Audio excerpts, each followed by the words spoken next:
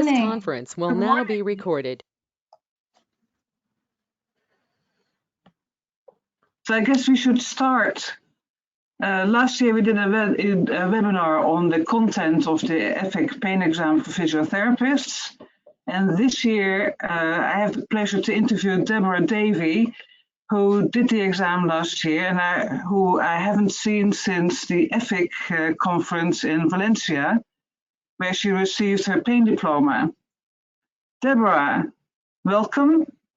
I'm so happy you could make the time for us. Thank you very much.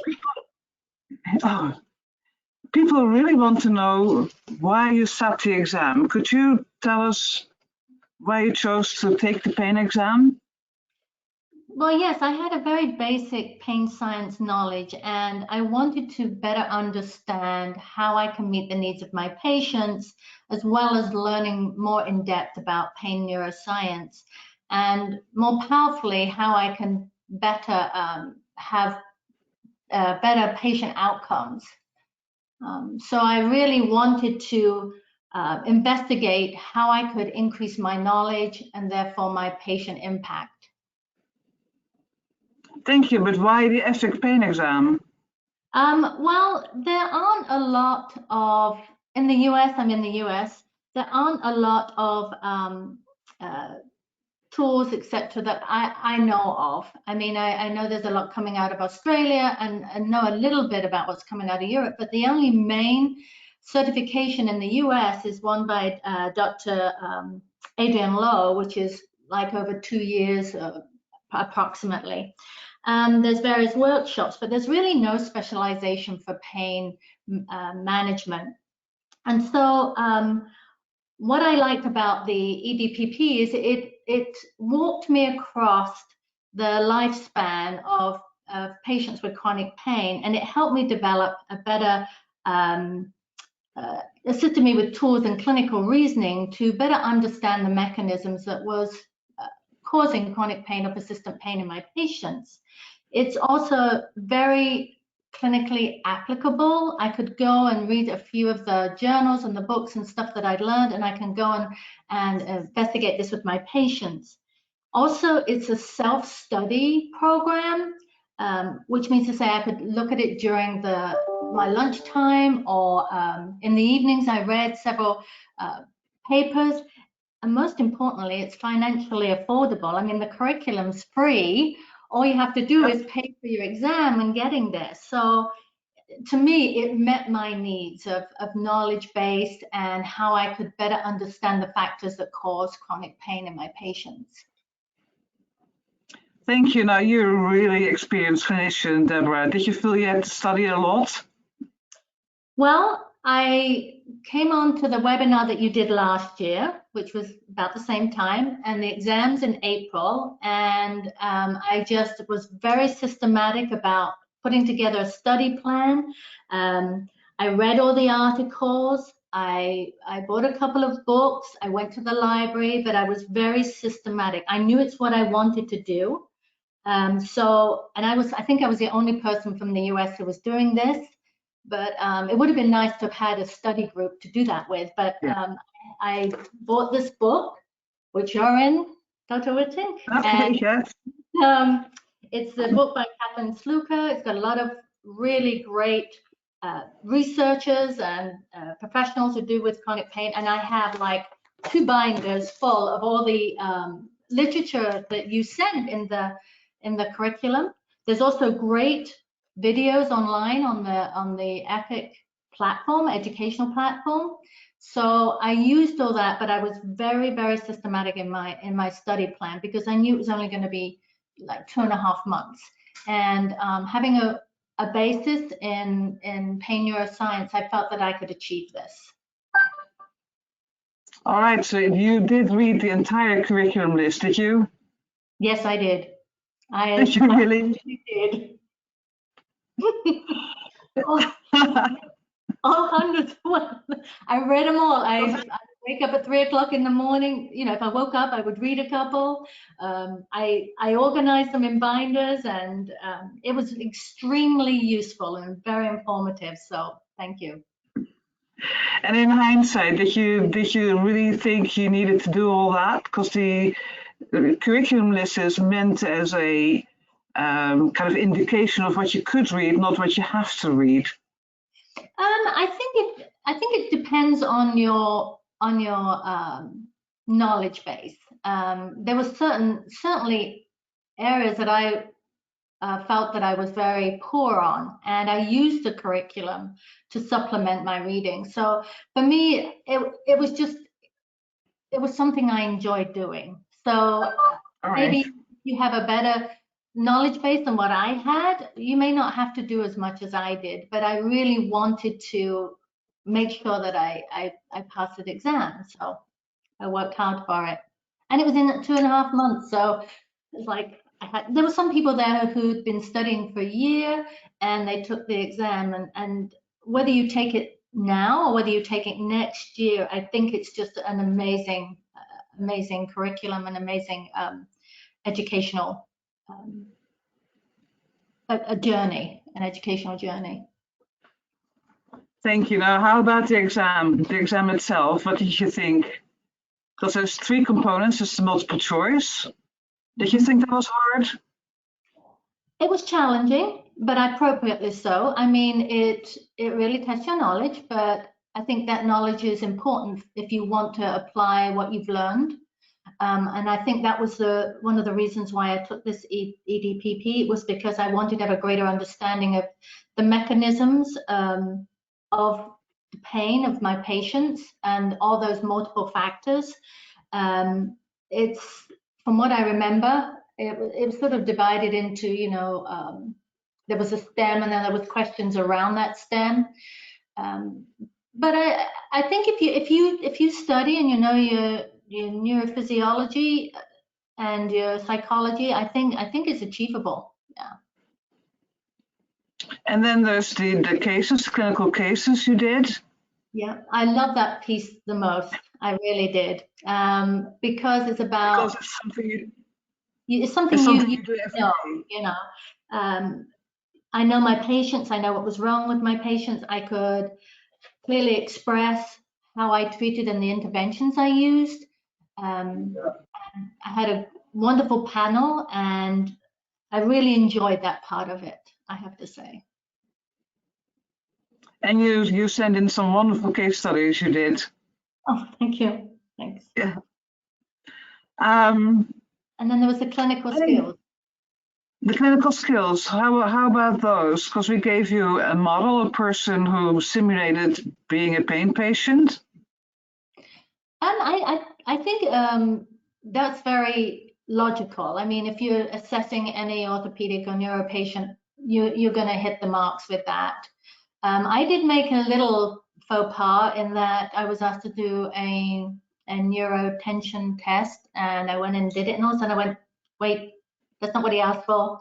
Rewind, and I redid it. So I mean, it's a very comfortable atmosphere, I have to say. Thank you. Anything you'd like to tell potential participants about preparation for the exam? I think if you know somebody else who's doing this, I would form a little study group. And what I found, as I was reading the articles, I'd write questions to myself. I wouldn't put down pointers. I would be writing questions. Why is this? What could I apply this to? Those sort of things. So I was asking questions as I went in, and I think that's a better preparation than just rote learning stuff. I think if you really understand it, is to write questions to yourself and then go seek the answers. So and study groups. Study groups. Okay. I think that's important. And now maybe the most important bit. You passed the exam and you now are in the EDPP person. How did it change your life? Well, it has made me a better clinician and an educator. Now I feel I can better explain not only to my patients but students and other professionals around me. I have integrated over the last year into a pain management clinic, and sort of we're a little team, and I see that as having better outcomes. I've learned so much from being in that pain management team about, lumbar spinal injections, epidural, sympathetic nerve blocks. I do a subjective while they're there, and then a couple of days later we get them into the clinic and get them into PT, because this is a time where they're not so guarded and they're feeling a little less pain, and especially if they have fear avoidance of movement, we can get them doing more and they're not in that pain cycle. Also, I started to use a lot more of the psychology interventions within my practice, something I wasn't too knowledgeable on, and that's helped a lot. So it doesn't mean to say don't go back to my books now and then, I do, but I think it's made me a better clinician and educator. And do you feel that people recognize you now for a pain expert, now that you have the diploma? I am a little wary of the word expert, because I think there's always more to learn, but I've had a lot of people reach out to me across the US. Well done. I think it validated me a little in what I was doing. It made, as I said, made me a better clinician, so I feel more confident in what I'm doing and what I'm saying. And yeah, I still talk to you and Dr. Morten Høeg, who I keep in contact with from Denmark, and different pain clinicians across the nation. So yes, it's been a wonderful journey and experience. So I highly recommend it. Thank you, Deborah. We're so happy to have you. I think it's time for people to ask some questions, if there are any questions. Sam, can you help?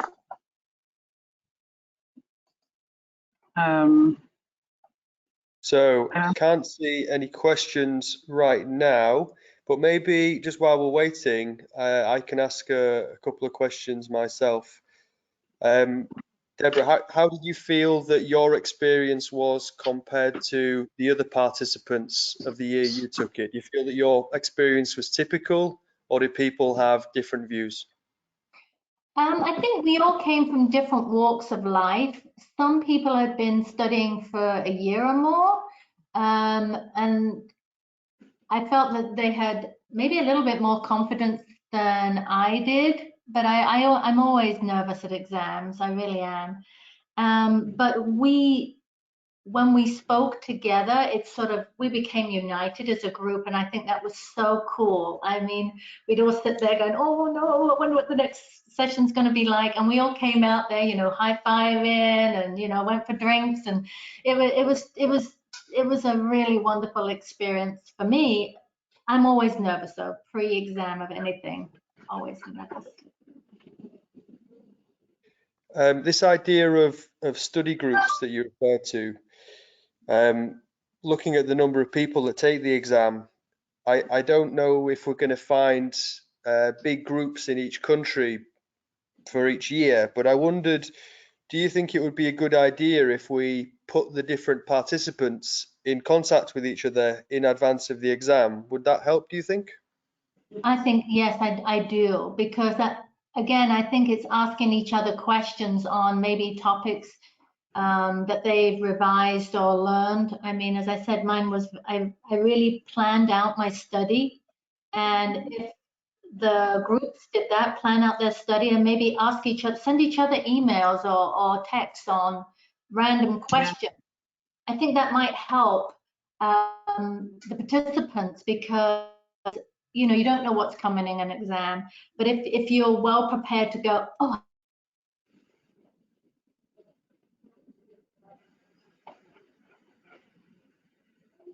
I think we've temporarily lost Deborah's feed. Let's see if she comes back in a few seconds. I will also unmute the other lines in case anyone has any questions that they want to repeat orally. Okay.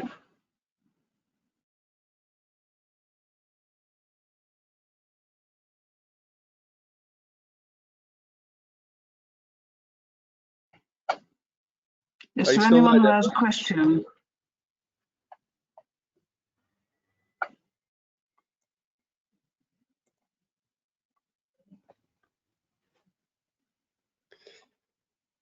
Deborah is looking very thoughtful. She is, and looking at the ceiling.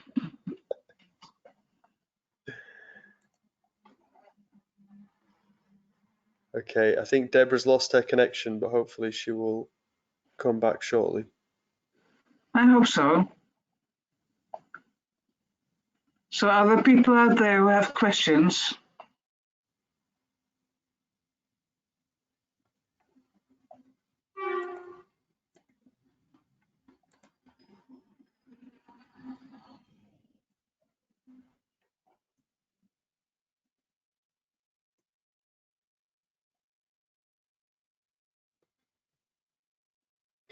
Are you there, Deborah?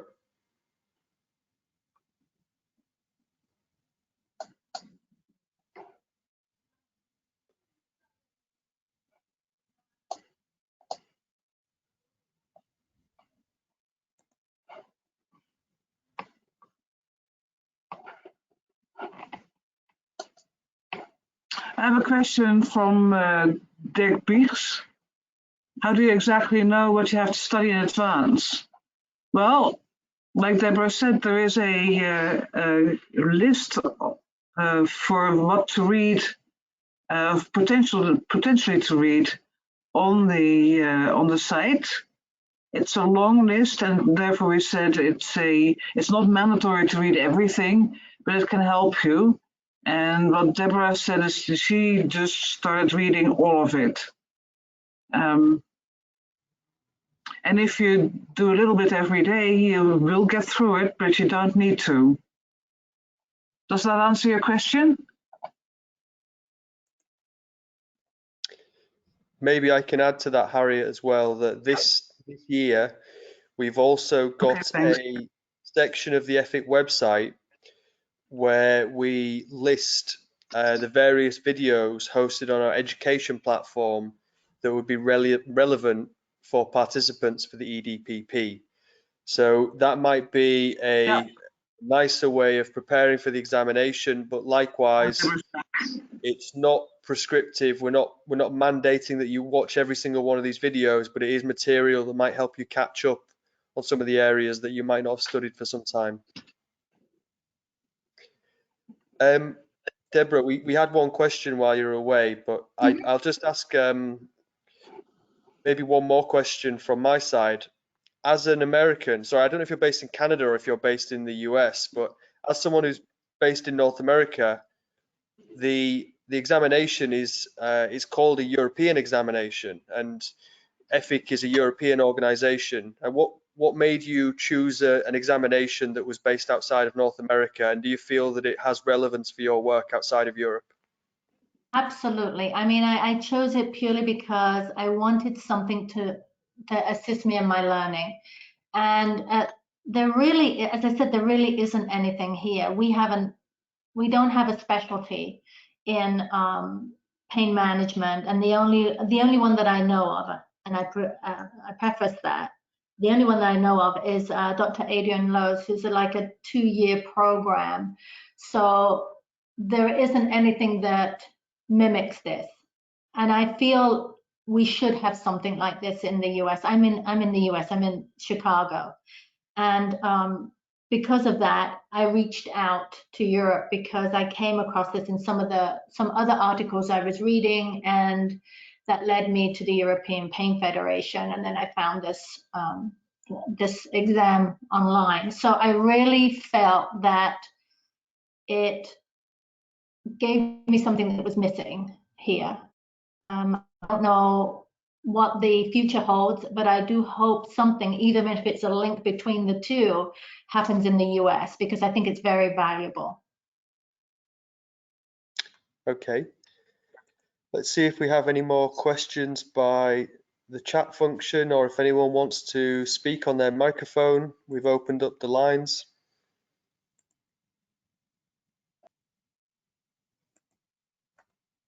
I might have network problems again soon. There seems to be this red thing that's popping